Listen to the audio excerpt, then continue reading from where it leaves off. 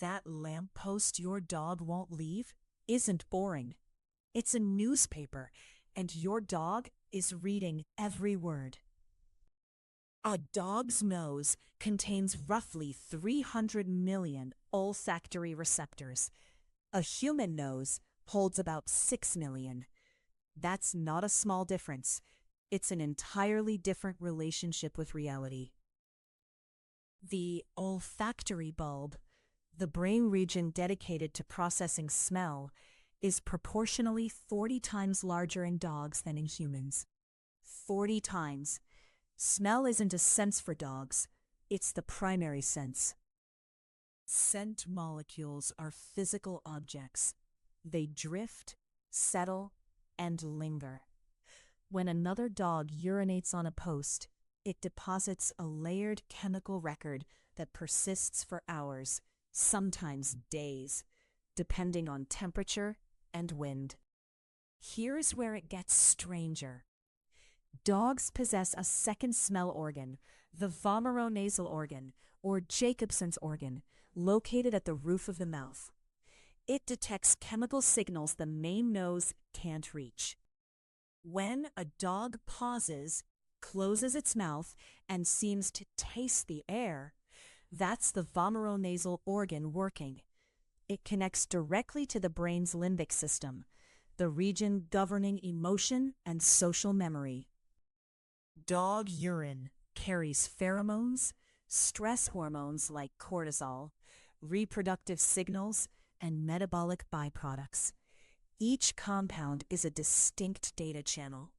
Together, they encode identity, health status, emotional state, and reproductive condition. Volatile compounds evaporate at different rates. A dog can detect not just who marked a spot, but approximately when, because the ratio of remaining compounds shifts predictably with time. This is chemical chronology. Picture your neighborhood block as a living map. Every fire hydrant, tree base, and fence post carries overlapping chemical annotations left by dozens of dogs. Your dog is navigating a social network you can't perceive. Alexandra Horowitz, a cognitive scientist at Barnard College, documented in 2009 that dogs gather social information through scent that humans have no sensory equivalent for, a fundamentally alien mode of knowing the world. A dog's two nostrils work semi-independently. Each samples a slightly offset airstream. The brain compares the two signals, like stereo hearing, to locate the direction of a scent source. A dog sniffs at 5 to 8 cycles per second. Critically, it exhales through slits on the sides of its nose, not back out the front, so outgoing air doesn't disturb the incoming scent sample. This system wasn't designed. It was shaped across roughly 15,000 years of domestication.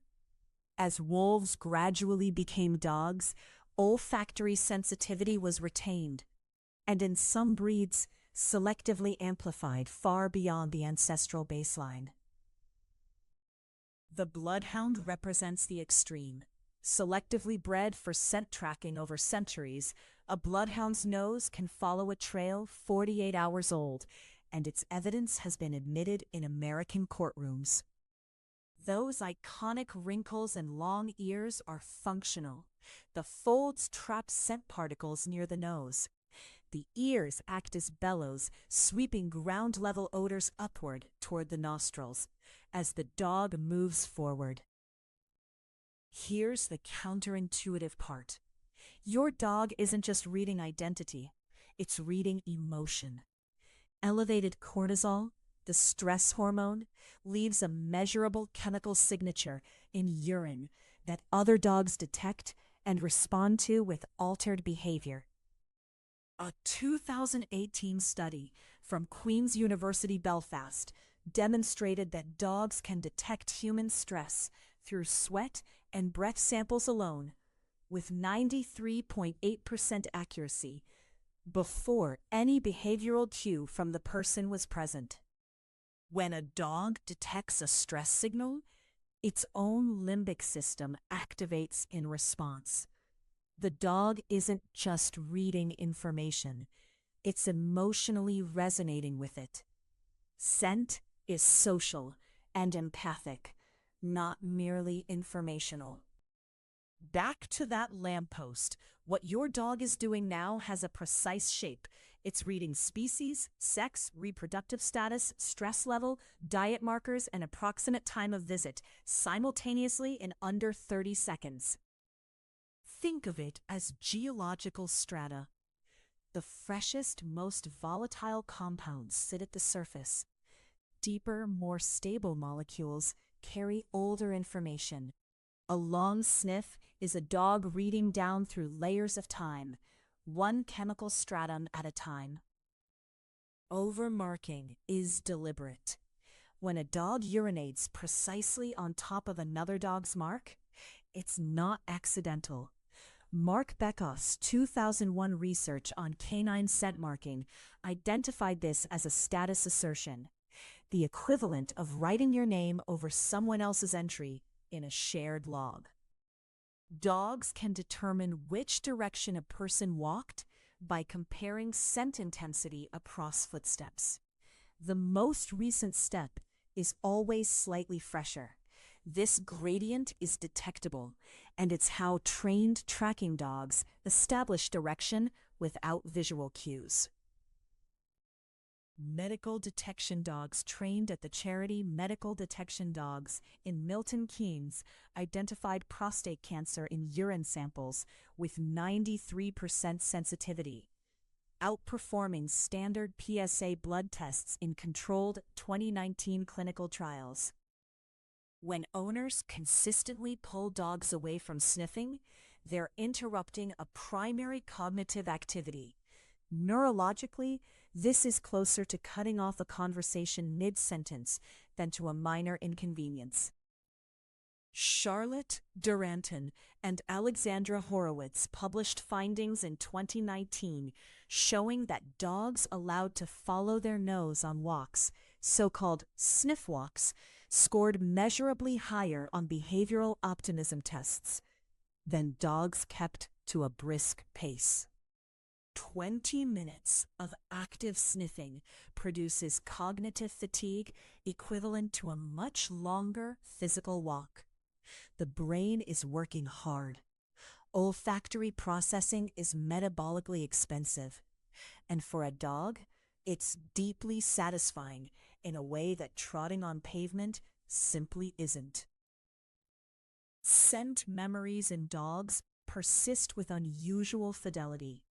Neuroscientist John McGann, reviewing olfactory memory research in Science in 2017, noted that olfactory information encodes with exceptional durability in mammalian hippocampal structures, a finding that helps explain documented cases of dogs recognizing owners after years of separation. The dog asleep at your feet is still processing. Research by Matthews and colleagues, published in Physiology and Behavior in 1978, documented persistent low-level olfactory neuron activity in dogs during rest states. Your dog is quietly cataloging the chemical atmosphere of your home, who's present, what you ate, whether your stress level has shifted. Your home has a chemical signature as distinct as a fingerprint. Cooking residues, cleaning products, skin microbiome volatiles, stress hormones. Your dog reads all of it continuously, building a real-time portrait of household state. Here's the finding that most surprises researchers. Gregory Burns, using fMRI at Emory University in 2014, showed that a dog's caudate nucleus, a reward center, activates most strongly not to food or toys, but to the scent of a familiar human. Smell, for a dog, is how it experiences attachment. Duke University's Canine Cognition Center, led by Brian Hare, found in studies published through 2020 that dogs use scent-based social information to make cooperative decisions, choosing which humans to trust based partly on olfactory cues encoding stress and intent, not just visual or vocal signals. Here's what to do with all of this. On your next walk, allow at least 10 uninterrupted minutes of sniff time. Duranton and Horowitz's 2019 data show that threshold alone produces measurable welfare gains. Lower stress indicators, higher optimism scores. Your dog doesn't need a longer walk. It needs a slower one.